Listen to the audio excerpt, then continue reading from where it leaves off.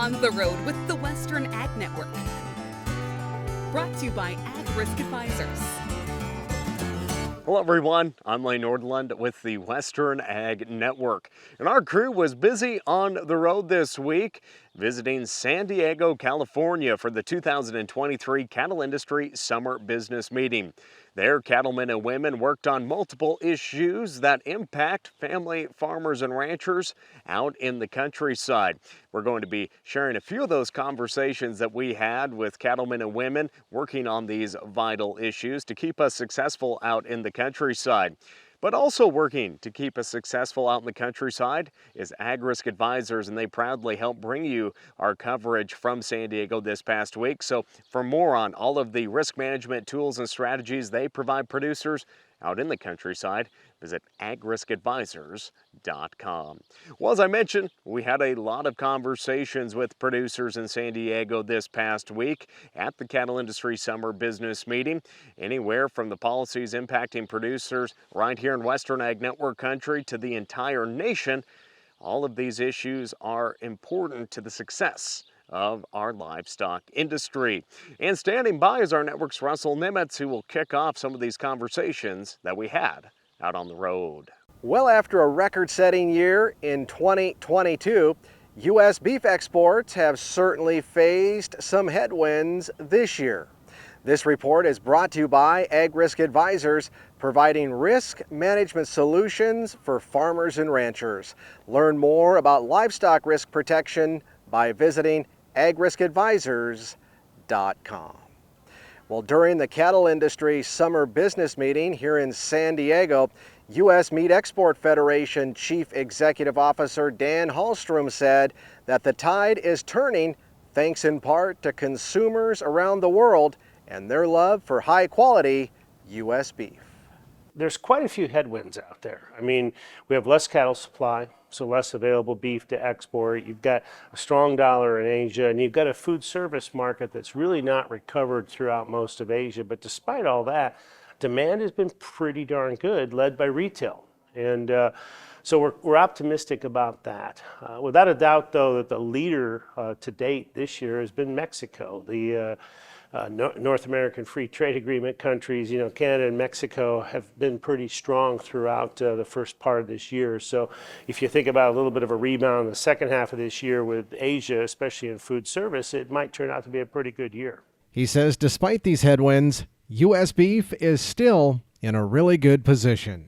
Without a doubt. Yeah, we've set such amazing record last year, and it was broad-based growth a year ago. So you're up in almost every major market. And I think we made a lot of inroads there on a lot of levels, a lot of different segments. The retail, of course, was the cornerstone. But, further processing, institutional, we saw so much penetration in a lot of markets. So, yeah, we're in a really good place on beef. And we just have to weather the storm the next couple of years with less supply. And he says beef exports really do create more value for cattle producers back at home. Yeah, and the thing we should also emphasize is that even though our business is down a bit, we're still seeing the value side come through. And you've got a $300 to $330 hundredweight cutout on choice, and that hasn't been a problem for a lot of these international markets. They're paying the price. So I think the acceptance of our product from a quality standpoint and the ability and willingness for a lot of these countries to pay whatever the market price is for high quality is there. You're talking about $400+ a head on every animal exported. That's significant return to the producer.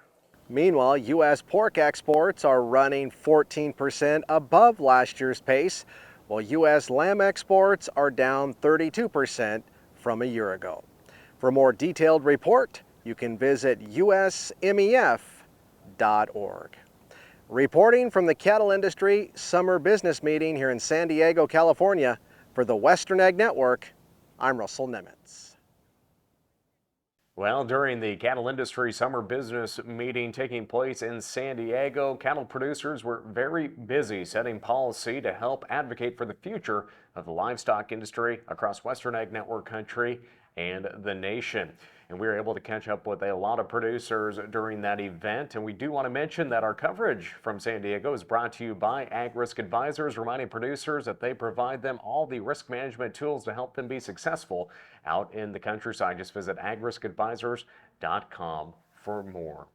Well, as we had conversations with producers from Western Ag Network Country, we find ourselves here today with Lesley Robinson. She's first vice president of the Montana Stockgrowers Association. And Lesley, it's a busy time at home. I know a lot of hay got put up there in Phillips County, and I know we got some grasshoppers coming in, so getting away is always tough. But what was it like coming down here and representing the Montana Stockgrowers Association during the summer meeting?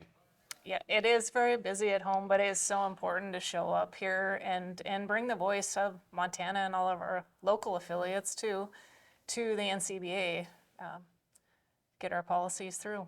Well, when we talk about those policies, Lesley, a policy book is the foundation of the organization, and it truly is what the direction is for the staff out in Washington, D.C. on the national level with NCBA. It dictates what they need to do.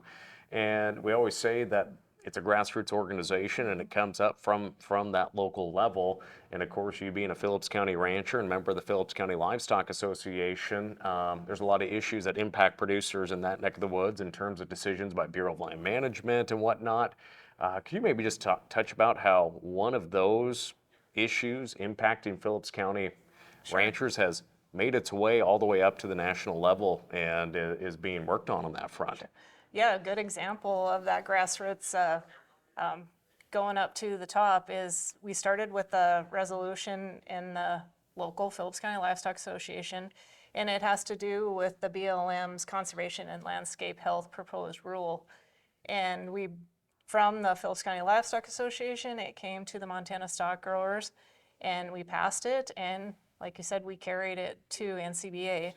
And the resolution opposing conservation leasing as just in general, it just says that NCBA will oppose conservation leasing, BLM conservation leasing.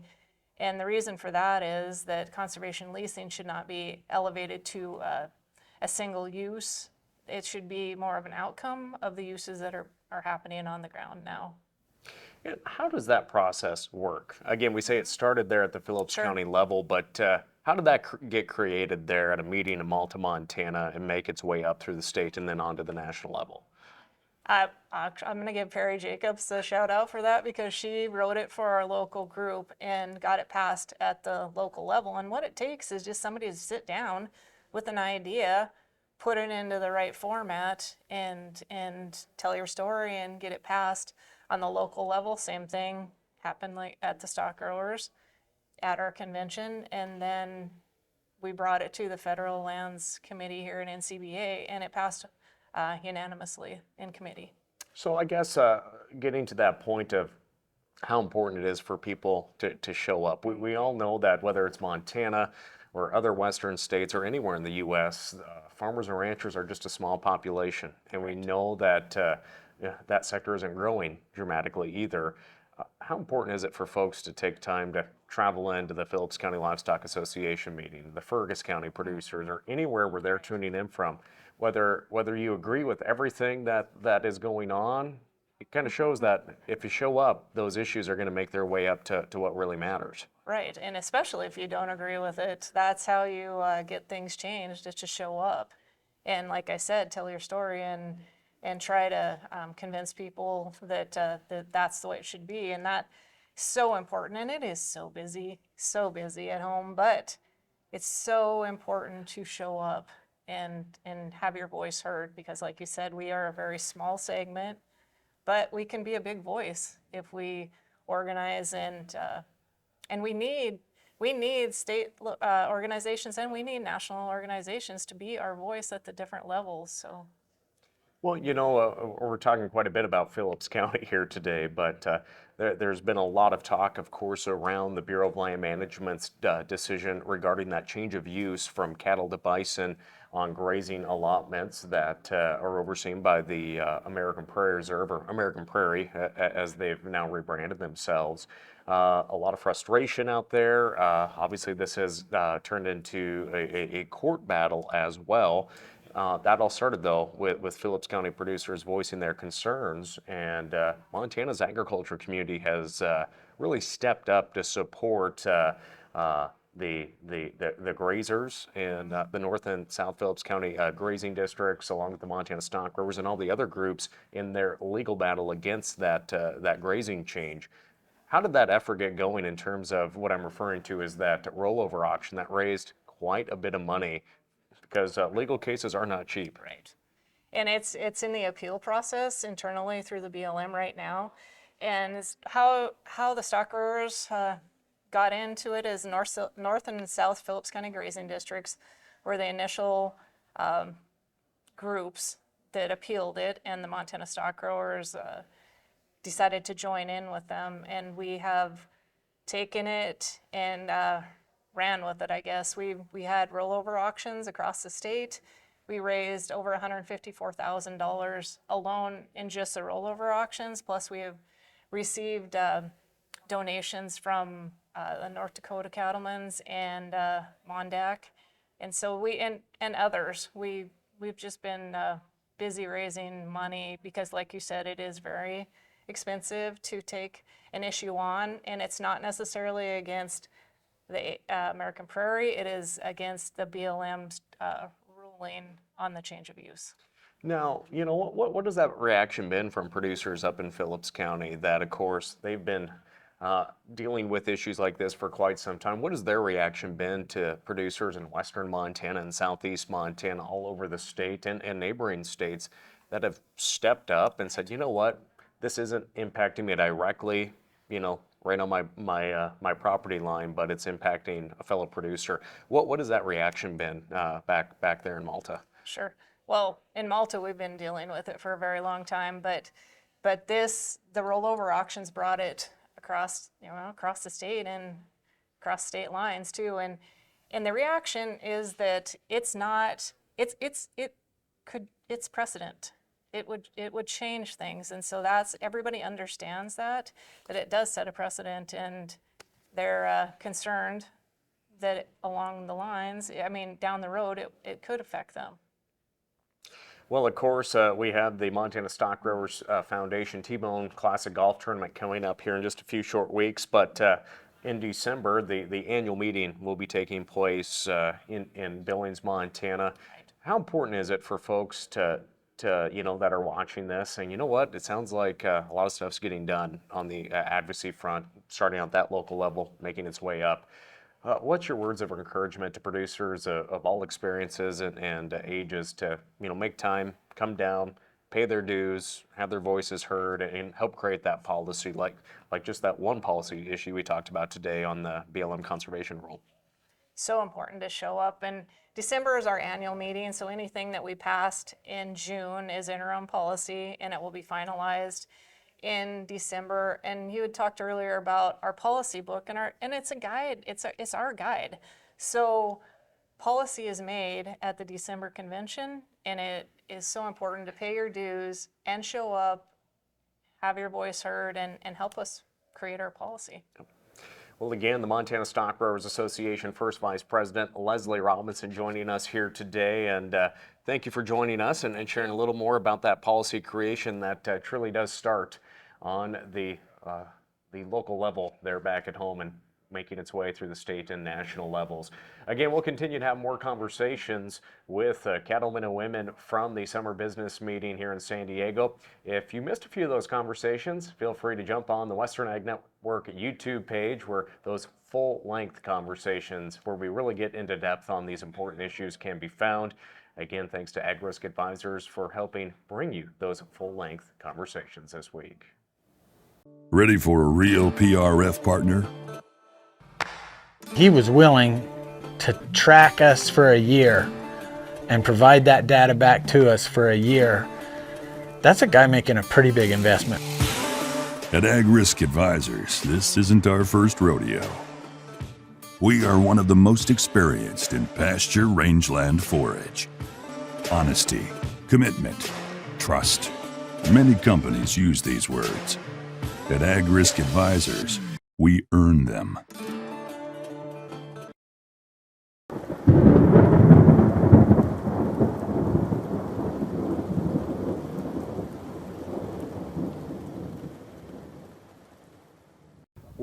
was a record-setting week for Northern Livestock Video Auction, and Ty Thompson says even though the market for fall delivered calves was strong as ever, it was actually the market for yearling cattle that stole the show.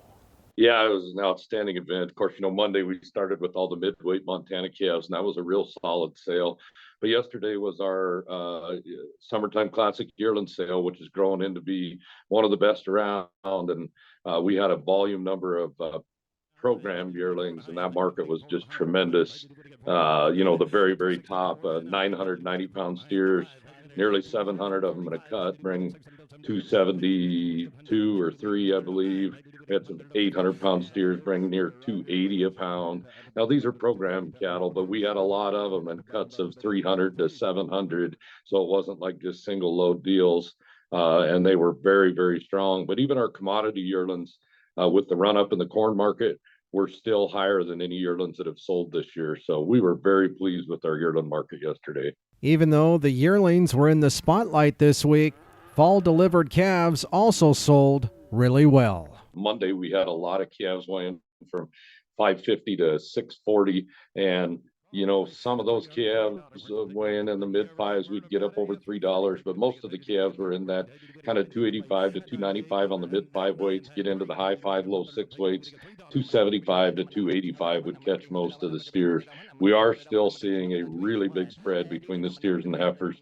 In my opinion, that'll narrow as we go forward, but it's a big spread, and the lighter the calf gets, the bigger the spread gets for us. And he says the time is now for ranchers to get their cattle marketed. It just seems like it'd be a great time to get some cattle put in the bank, and it's a great way to do it on these video auctions.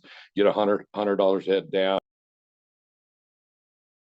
Now, Northern Livestock Video Auction's next big summer video sale is their early fall preview coming up August 21st and 22nd, with the consignment deadline August 4th. For more information, you can visit northernlivestockvideo.com.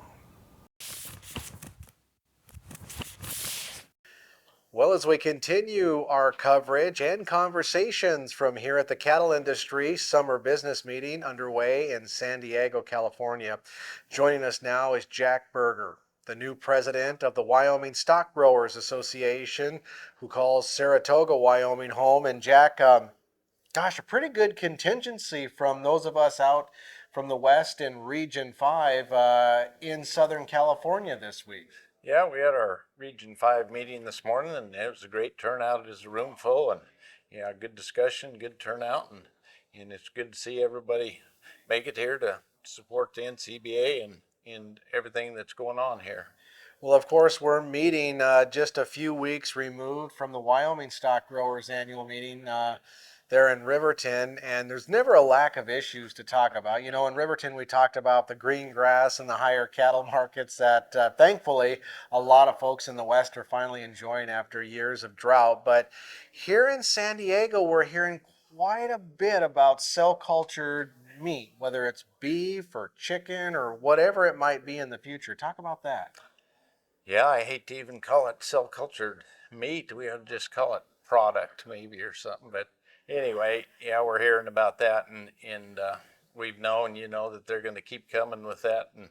But it's good. NCBA's pushing on them to get USDA inspection on that, which I think those companies believe they could get around the inspection, and they're trying to hold them to that, and truth in labeling to make sure that it's labeled just what it is, and then a list of ingredients on the package too, which there should be like everything else, and that should give us more of a level playing field, when they do bring this product to market. Just describe, as a producer yourself, a producer of high quality beef that you're raising on your ranch down there in that Saratoga, Wyoming country, that doesn't come from a laboratory, actually still originates from a four-legged critter. Yeah, well, that's the thing. Yeah, it does originate from a critter anyway, so I'm not sure what their point is. Of course, I think they claim they're going to save the planet by getting rid of the cows and doing cell-cultured meat, but it just can't compare, I don't think, to the wholesomeness and nutritional value of real meat. You know, another issue we've been hearing a lot about, and we've been talking a lot about on programs like this, is the BLM's new conservation rule, which they kind of threw out to the industry this spring, gave a very short comment window for producers all across the West and beyond to provide comments. What are you hearing about that? Is there any headway in that as trying to, maybe get some ground for the producers that are utilizing America's federal lands for grazing? Well, the best news we got since we got here is that there's bipartisan support in Congress to defund that. So that would stop it right there. I'm sure they'll try another angle and try and keep coming, but that's the best news we've gotten since then. And I mean, what we do and taking care of the public land and I mean, grazing is a benefit to it, and it's benefit for the wildlife and everything. And people need to realize that. And this conservation is not going to help anything there. So yeah, if they could defund it and stop it that way for right now, anyway, that would be a good thing. Well, and I think a lot of folks don't even realize that this new conservation rule by the BLM, we're not just talking about the impacts it's going to have on the livestock industry, but recreators, the energy and mining business. I mean, just about everybody's truly could be impacted by this thing. Well, not only them, but like the hunters and outfitters too. There's a component of that that would stop the commercial outfitting, commercial hunting anyway, on the public land with this conservation rule. So yeah, it's a lot broader deal than just grazing. You know, you just moved into the role as president of the Wyoming Stockgrowers Association. One of your fellow ranchers from the Cowboy State is serving as president-elect of NCBA, and the current president is from South Dakota, Todd Wilkinson. Talk about how important that really is to have NCBA's leadership from our region. Well, that's great to have them from our region, and you're talking about Mark Isley's the first vice president from Cheyenne, and it'll be great when he moves in there next year and stuff. And there's a lot of support here for NCBA. They said there's usually 400 people, and there's over 600 registered. So it's a good group that showed up here to support it. And we're hearing a lot of talk about the checkoff too, and they've given us a lot of figures about how well the checkoff's working and the bang for your buck, and still just getting $1, the same thing we were in the 1980s, I believe, but they're putting it to good use, and that checkoff really helping us out, I think. And these cattle prices are amazing. We need it because all of our costs have gone up, and we've had some lean years, but sure glad we're getting some better cattle prices. Well, I know you got better things to do than just visit with me as I look outside. I mean, it's always 75 here in San Diego, and I know you've been stuck in meetings all day, and there's a cold, refreshing beer waiting for you right outside these hallways as we're staring at blue water, sailboats, and palm trees. But can you imagine where we would be, Jack, truly as an industry if we didn't have the checkoff program, I guess, or organizations like NCBA, or even the Wyoming Stockgrowers, of course, working on your behalf and even non-members and members alike, their behalf all day long, every day, all year round? Yeah, I don't know where we'd be without the checkoff, and I mean it helps us so much in all our marketing, and we got to have that to inform the public, our consumers, and healthful, nutritious product and stuff, and they do a good job of that. And, it's for what they're getting, and I mean we're talking about a state checkoff maybe, but that's a long ways down the road, and it might help out there too. But yeah, well, it's certainly helping to create more demand, which at the end of the day creates better prices for ranchers, not just in Wyoming like Jack Berger, but of course across the entire country. Again, we've been talking with Jack Berger, the president of the Wyoming Stockgrowers Association out of Saratoga, Wyoming. And for more of our coverage from here at the Cattle Industry Summer Business Meeting this week in San Diego, we just invite you to check us out, of course, either on the radio or television or at westerneggNetwork.com, Facebook, or nowadays you can even watch a lot of this type of content on our YouTube page. Check it out. I promise you will not be disappointed. Again, for more of our conversations had in San Diego at the Summer Business Meeting of the Cattle Industry, make sure and check out our YouTube and Facebook channels. And of course, everything can also be found online at westernagnetwork.com. And while you're on our YouTube channel, make sure and click subscribe as well. Also, a big thank you to Ag Risk Advisors for helping us bring you these conversations that are important to the future of the livestock industry. Check out agriskadvisors.com for more of their risk management strategies for producers. Thanks for joining us here today for more of our conversations had on the road. I'm Lane Nordlund, Western Ag Network. On the road with the Western Ag Network. Brought to you by Ag Risk Advisors.